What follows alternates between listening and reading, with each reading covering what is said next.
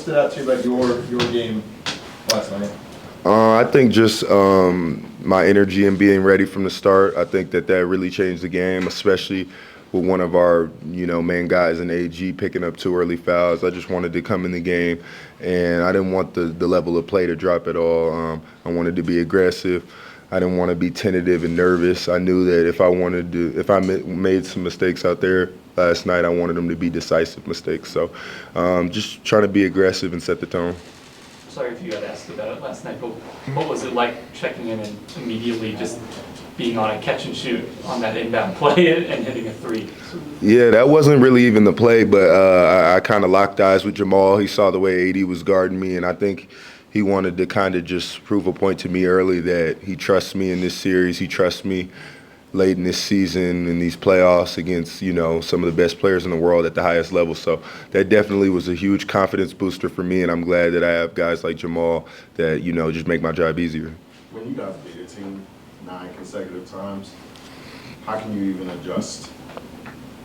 I think there is no adjustment. I think it's just coming out and, trying to be better than we were the last game. I think that we're our own biggest competition. I know a lot of people say that, but I think that for us it's just about getting better every game and cleaner every game, regardless of what you did the last game. Last game was a great win, but next game we want it to be even better. So we don't want any slippage. We know it's that time of the year where every game matters. Other teams are watching this film, so they're dissecting what can we do to disrupt them or stop them. So we don't want to put any weaknesses on film. We want to continue to come out, play with confidence and urgency.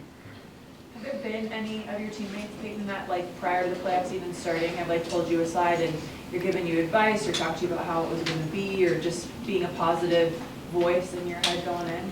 Yeah, I'd say that mainly came from DJ, and then just a little bit from guys like Nicola and Jamal, just telling me to stay ready, telling me to be myself and play my game and go out there and have fun. Don't put too much pressure on myself. Just go out there and play the game that I know how to. So for me, it's just all about knowing that I know what the rotation looks like. I know the minutes I'm going to be in the game, and I know that those minutes that I'm in the game, nobody's going to play harder than me. Nobody's going to care about it more than me. So I'm just focused on that and doing what I can to contribute while I'm out there. Did you guys watch film?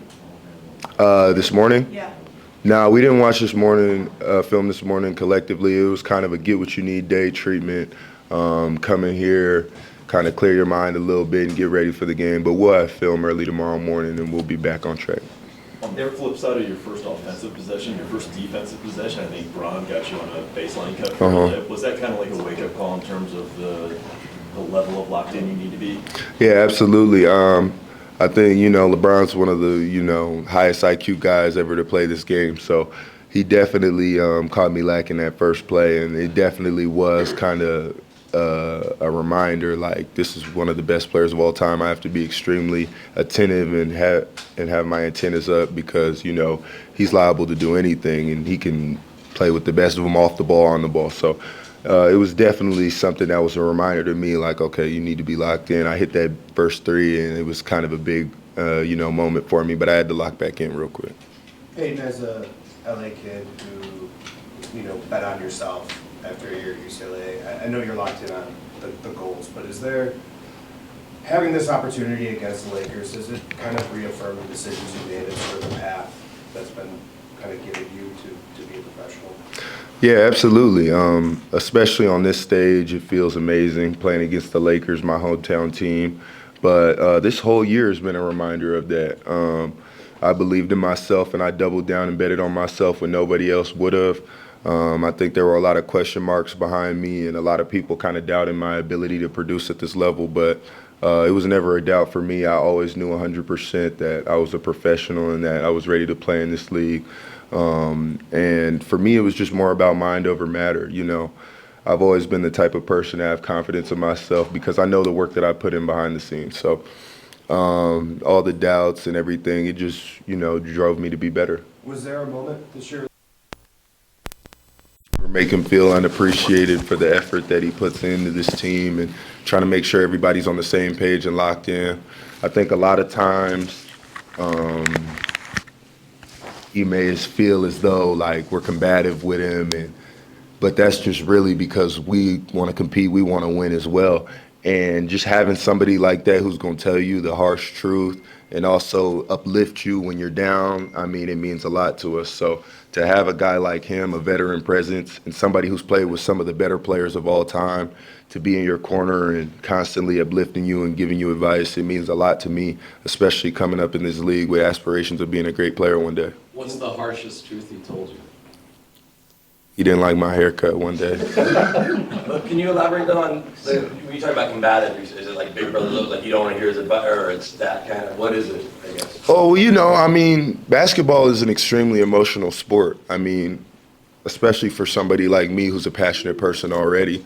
So, you know, sometimes, you know, in the moment, there's things that you kind of fight or you're a little bit defensive about it because you are in your feelings a little bit. You know, oh, maybe I could have been better on this possession. And now I got to hear about it from somebody who knows the game. So there's times where, you know, I'm not going to sit here and act like every time somebody's ever given me advice, I've taken it the right way and I've absorbed it and I was perfectly poised in that moment. There's some times where it's like, damn, that kind of hit home and it's something that I need to hear, but it's not something that I necessarily want to hear. So, I mean, sometimes there's small disagreements, but there's never any part of me that takes it serious because I know at the end of the day, he only has my best interest in mind.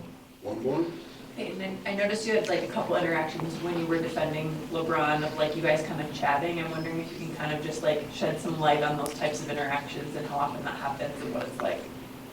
I mean, yeah, definitely a lot of chatter out there between me and Bron. Just, you know, I'm kind of just trying to feel out where his mind is in this series. But, you know, he's kind of poker face. He gonna, you know, he's not going to, you know, play all his cards. So I definitely tried to talk to him a little bit, trying to get a feel for him. But for me, really, it's still like I got a chance to talk to LeBron James right now. Like, I'm still 21 years old. He's been playing as long as I've been alive. So I had a chance to talk to LeBron James, and I did.